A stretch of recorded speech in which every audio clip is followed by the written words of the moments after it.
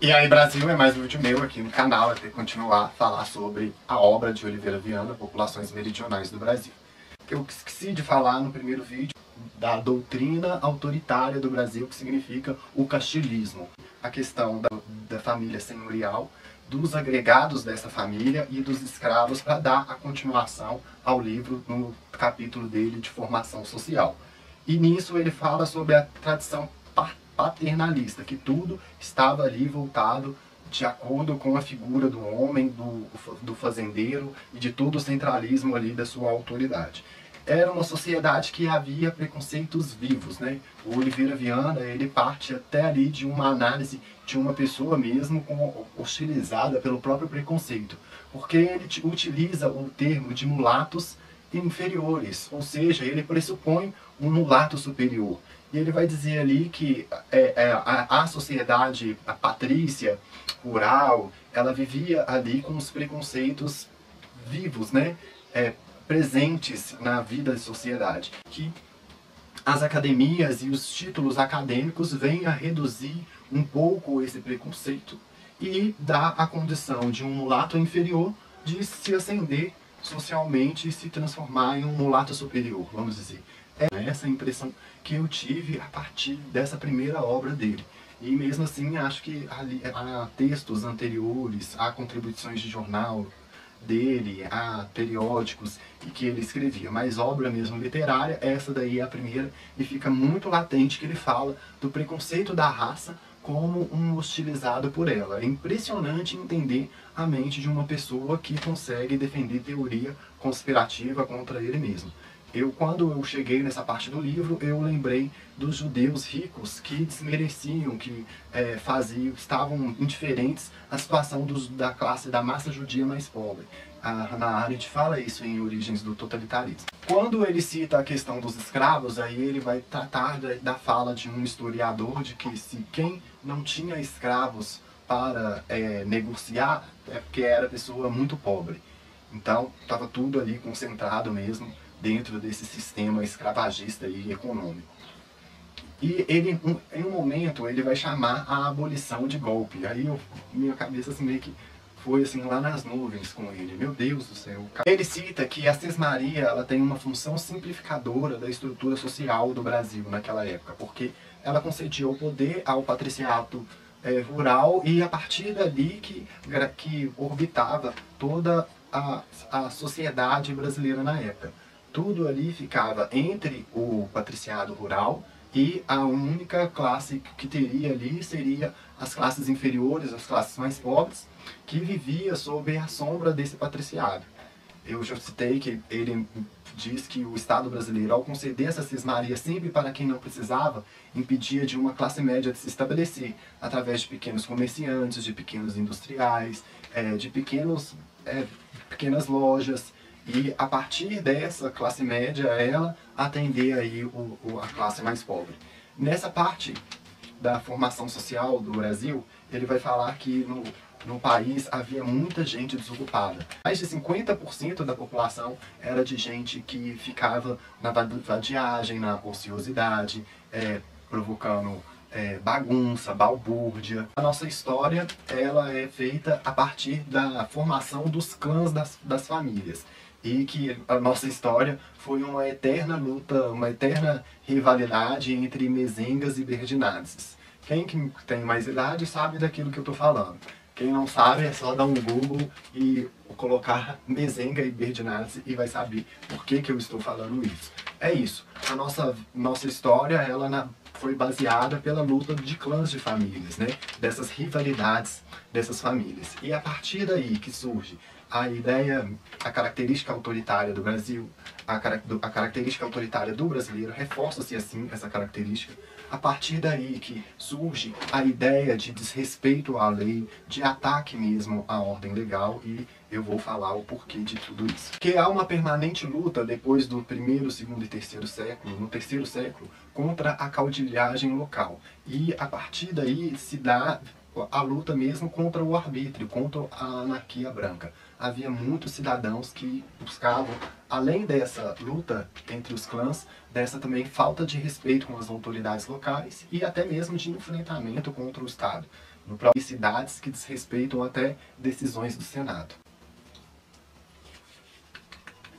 De todas as autoridades, a que mais exercia esse poder de caudilho territorial, e quando se situa a questão dos clãs, é o juiz. Quando se tinha um juiz na família, meu amor, era babado. Por quê? O que acontecia? Era um tempo onde que perseguiam-se as pessoas, era um tempo onde que expulsavam as pessoas dos lares, faziam devassas na vida das pessoas e promoviam certas vexames, vinditas, como diz o próprio autor. E a partir daí, com o uso do poder do juiz, é que ele perseguia uma família inimiga, ou inimiga de um amigo dele, ou inimiga de um vizinho dele. A lei funcionava para os inimigos, não para os amigos, não para os parentes, não para os agregados e nem para os vizinhos.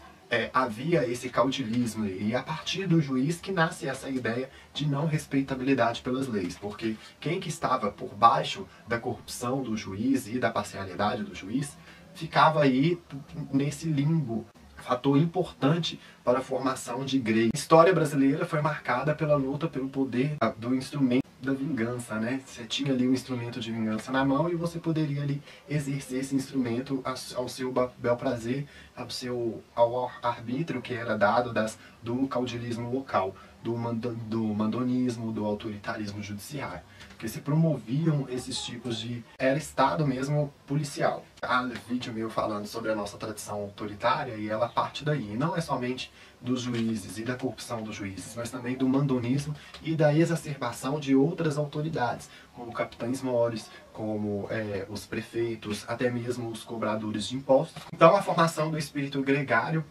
principalmente, parte aí desses juízes aí que incentivou a cultura de desrespeito às leis quando elas chegavam aos seus. A partir de toda essa ação, de todo esse modus operandi, ele classifica aí toda essa ação como uma alta carga pesada de opressão para as classes inferiores que se ficavam sempre sob a proteção do patriciado fazendeiro, que era o único que tinha a condição econômica, a condição de privilégio, a condição financeira, de se proteger dos arbítrios do Estado ou o excesso das autoridades do Estado, que muitas das vezes utilizavam instrumentos de perseguição dentro da lei e fora da lei. E hoje a gente vê aí essa discussão acerca da lei de abuso de autoridade.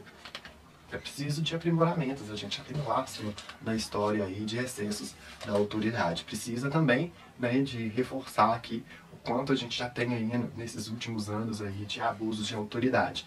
É o policial que bate na cara do jovem numa abordagem, é o juiz que dá carteirada num agente de trânsito, é o procurador que exacerba das suas funções, né, é o Rodrigo Janot que fez aquela patuscada, enfim.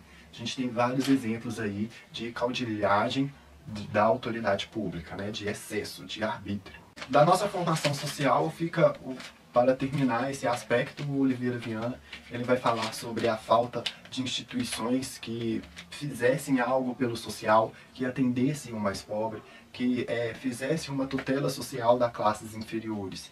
E nisso ele também vai trazer outros aspectos que ligam também a tradição egoísta do brasileiro, porque o fazendeiro ele tinha uma autonomia e uma independência que impedia ele de procurar ajuda ao outro, então não havia esse espírito de cooperativismo e de solidariedade, em função de um objetivo comum. Isso daí aconteceu, mas aconteceu no sul, com a população do sul. Com a população meridional, sertaneja e central, não houve um fato que unisse a população em torno de um sentimento comum. Isso que ele vai dizer, que isso daí também acaba levando a nossa cultura de se isolar a si mesmo.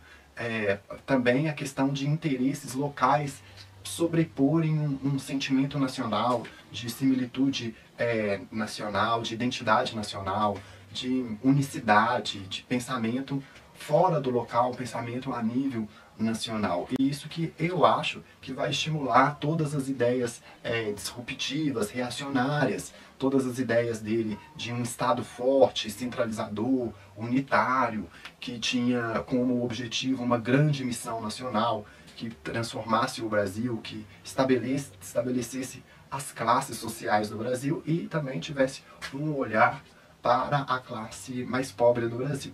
E isso realmente aconteceu, né? Quando o Getúlio Vargas sobe ao poder, isso daí sobe com ele. O ruim é que sobe a eugenia, sobe o arianismo, sobe a transformação de pessoas em doentes mentais e fazer dali o holocausto brasileiro, sobe toda essa ideia eugênica. E é a partir daí que vem a minha pegada, porque quando sobe todas essas ideias eugênicas para o Estado, elas permanecem no Estado. Então aqui no Brasil, esquerda e direita faz pouco caso disso. A própria formação do Estado brasileiro, ela vem de uma ideia eugênica, ela vem de uma ideia antinegra, antipobre, porque a construção do Estado vem da República. E a partir da República que se tem essa ideia anti-abolição. O Oliveira Viana chama a abolição de golpe. Tem todas as características eugênicas e higienistas na Constituição de 34. Então você vê assim como que está impregnado até hoje aí todas essas ideias que vieram, que subiram no Estado junto com Oliveira Viana. E não dá para desmistificar isso. A classe pobre é a menos educada, é a que menos tem oportunidade de trabalho, é a que menos tem capacidade de ascensão social, e é a classe negra que é aí submarginalizada, está presa dentro aí dos mapas da violência. Você vê que mata mais negro e o negro é o que mais mata. Entendeu? Então, assim, a gente está numa hecatombe eugênica e que passaram governos e governos e ninguém se tocou nessa questão, a não ser o FHC que falou que era preciso desgetulizar o Brasil, e realmente é verdade. Principalmente nessa característica. O Oliveira Viana vai falar dessa massa de gente desocupada, aí ele vai falar também sobre uma hierarquia da capangagem, que muito dessas pessoas que eram desocupadas eram mestiças, e havia um utilitarismo desses mesmos mestiços na luta, na segurança das grandes fazendas, nas vinganças, nos projetos que tinham ali da própria vida dessa disputa entre os clãs. Os capangas, havia toda uma hierarquia que separava de mestiços bons e mestiços ruins, né? Sem falar também de toda a questão do mulato, do negro, do mameluco, do cafuso, do branco, do mestiço em si.